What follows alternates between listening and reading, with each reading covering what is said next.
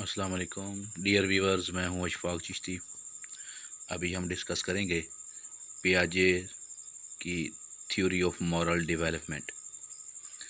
پیاجے نے سب سے پہلے مورل ڈیولپمنٹ کے اندر کام کیا تھا۔ اس کے بعد انہوں نے اس فیلڈ کو ترک کرنے کے ساتھ کوگنیٹو گروپ کو جوائن کیا اور اپنی کوگنیٹو تھیوری پیش کی۔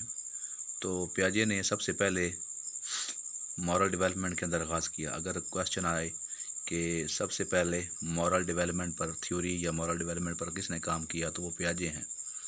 تو پیاجے نے اس کو مورل ڈیولپمنٹ کی تھیوری کو 2 سٹیجز کے اندر ڈیوائیڈ کیا اور درمیان کے اندر ایک گیپ رکھا۔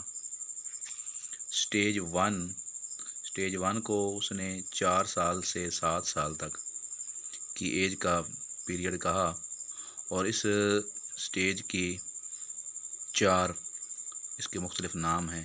اسی طرح سے سٹیج 2 یہ 10 سے 14 سال ہے اس کی ایج، اور اس کے بھی 4 نام ہیں۔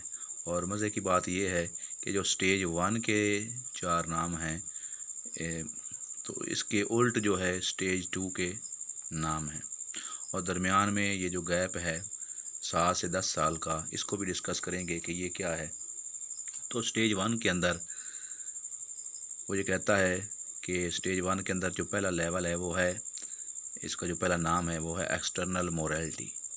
ایکسٹرنل مورالٹی کیا ہے کہ بچہ یہاں پہ اس کی ایج 4 سے 7 سال تک ہوتی ہے، اور یہاں پہ بچہ معاشرے کے اندر مورالٹی یعنی اخلاقیات کے طے شدہ اصولوں کو فالو کرتا ہے، اور اس نے یہی سن رکھا ہوتا ہے کہ فلاں کام اچھا ہے، فلاں کام برا ہے۔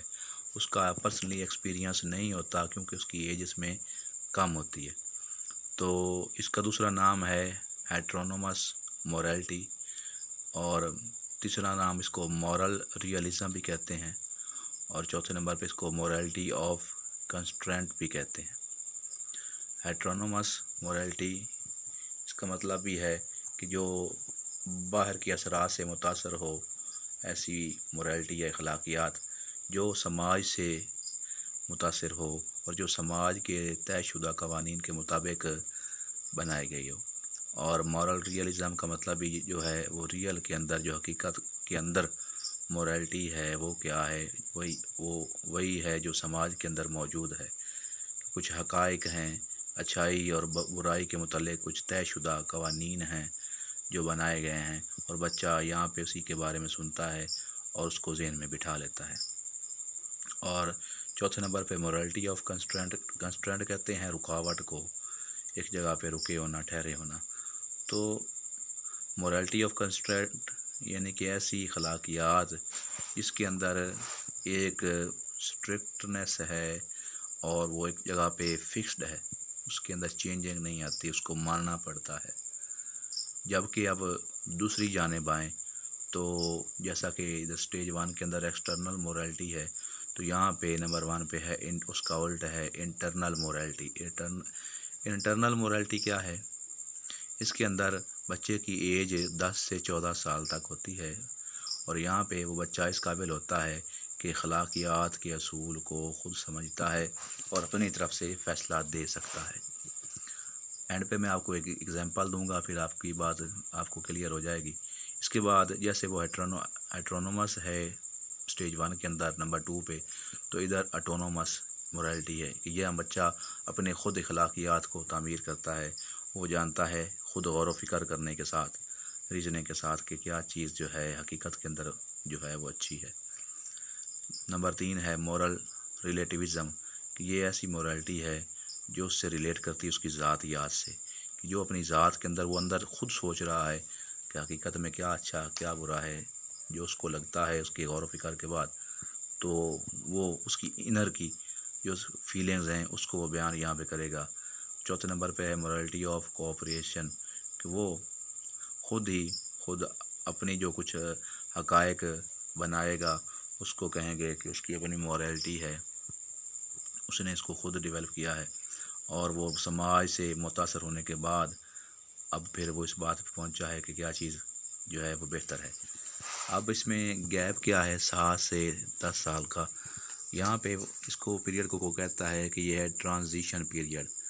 تو ٹرانزیشن پیریڈ میں اس نے یہ رکھا کہ 7 سے 10 سال کے بچے جو ہیں ان کے اندر کچھ خوبیاں اسٹیج 1 والی ہوتی ہیں اور کچھ خوبیاں اسٹیج 2 والی ہوتی ہیں، تو اس لیے وہ شفلنگ کرتے رہتے ہیں۔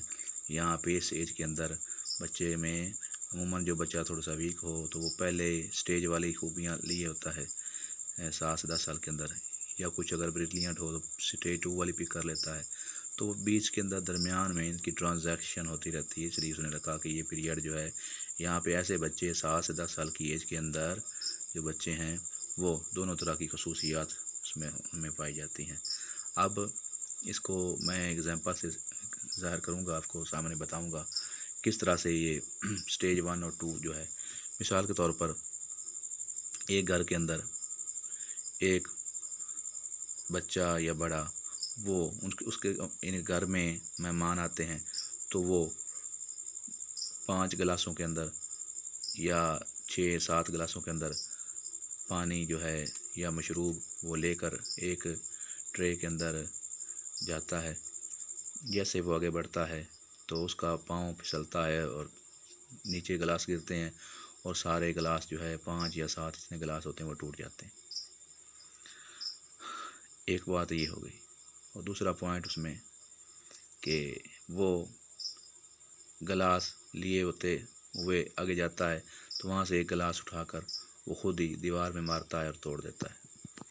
اب گروپ جو 1 ہے وہ بچے یہ سمجھیں گے کہ جس نے 6 گلاس توڑے ہیں اس نے زیادہ نقصان کیا ہے، اس لیے اس کو زیادہ پنش کیا جانا چاہیے، اور ایک جس نے گلاس توڑا ہے اس کی سزا کم ہے، کیونکہ انہوں نے سمجھا ہے مورالٹی کے اندر اسٹیج 1 کے اندر جو قانون و ضوابط کے اندر کہ جو زیادہ نقصان کرے گا تو اس کو زیادہ خمیازہ بھگتنا پڑے گا۔ جبکہ اسٹیج 2 کے اندر بچے میں میچورٹی ہے، اب وہ یہ جانتا ہے اسٹیج 2 میں کہ جس نے 6 گلاس توڑے ہیں وہ بائی مسٹیک ہے، وہ انسیڈنٹ ہے کہ جس کے اندر اس کا قصور نہیں ہے، اتفاقیہ طور پہ ہوا ہے، اس لیے اس کو سزا نہیں ہونی چاہیے۔ جبکہ اس نے ایک توڑا ہے، اس نے جان بوجھ کے کیا، اس لیے اس کو پنش کیا جانا چاہیے۔